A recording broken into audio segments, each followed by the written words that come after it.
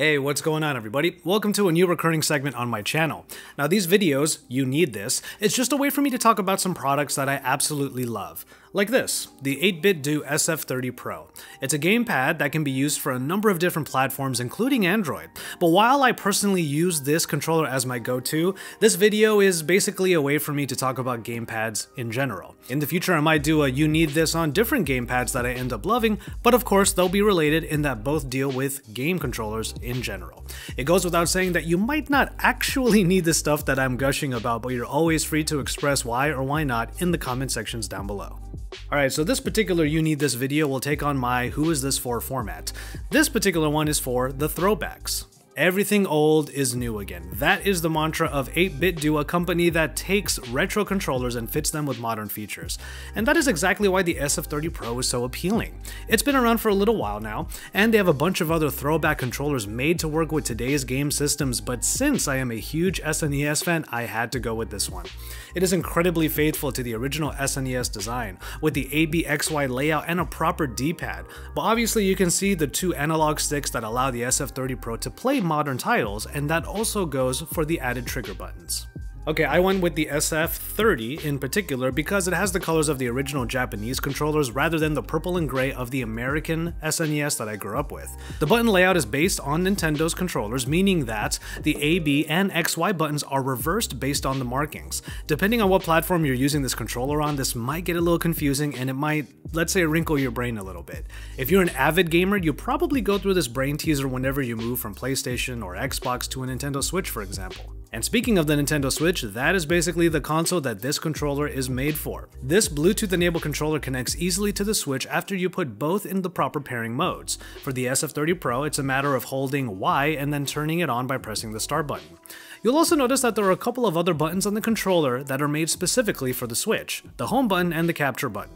These work exactly as you would expect. It works perfectly as a gamepad for the Nintendo handheld, and though there are early reports that connecting this and other controllers to the Switch caused some lag, firmware updates seem to have helped. I certainly didn't notice any of that lag, especially when playing Mario Kart on one of my friend's consoles. But there is one thing to keep in mind here. Yes, the SF30 Pro is a very faithful recreation of the original SNES controller, but that can be a disadvantage for anyone with larger hands. Even I feel a little bit cramped sometimes because the controller has a thinner profile than most. Not to mention it doesn't have grips for one's palms the way that things like the Switch Pro controller has. I just take breaks once in a while when I feel that discomfort, but I get how this might be a deal breaker for some people. But here's one main reason why I absolutely adore this controller. It travels so well.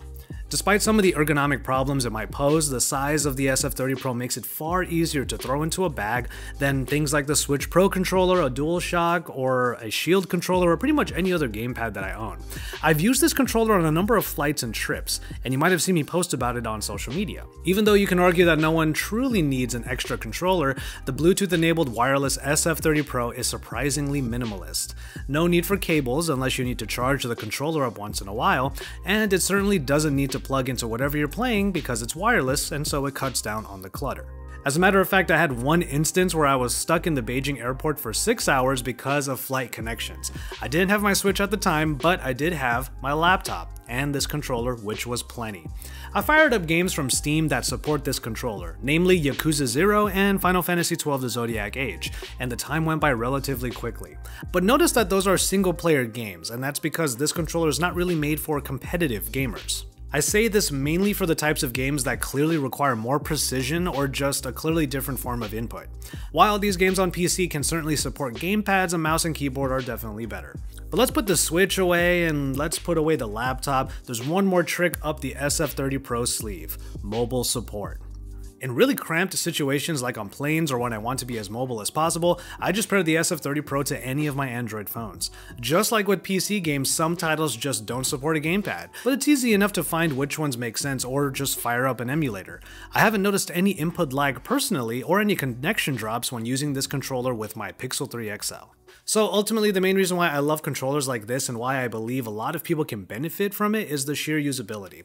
It has a number of different applications, and I really love it when I can use a product in multiple practical ways. Of course, the 8bitdo controllers, not just the SF30 Pro, might not be for everyone, especially those who need a beefier grip, but a good wireless multi-use gamepad in general, I found it to be a very worthwhile investment, and this one fits the job really well. So that's pretty much all I had to say about the SF30 Pro. People were asking me about this and I finally got around to doing a video on it. So if you're interested in this controller, I have it linked in the description down below, along with the version that uses the original purple and gray colors. Now those will be affiliate links, so if you want to get one for yourself, you're also helping my channel out a little bit, so thank you for that. If you're here from the video that I did on Pocket Now regarding the Razer Raiju Mobile, welcome to my channel, and thanks for your patience with me as I got the same type of video done on this controller. As always, thank you so much for watching, and consider subscribing to my channel to keep up with what I'm up to, as there are a ton of things coming up for me to share with you over the next number of weeks. For now, I'm going to call it on this one, and I'll see you in the next video. Until then, I'll just remind you to enjoy your tea, everybody.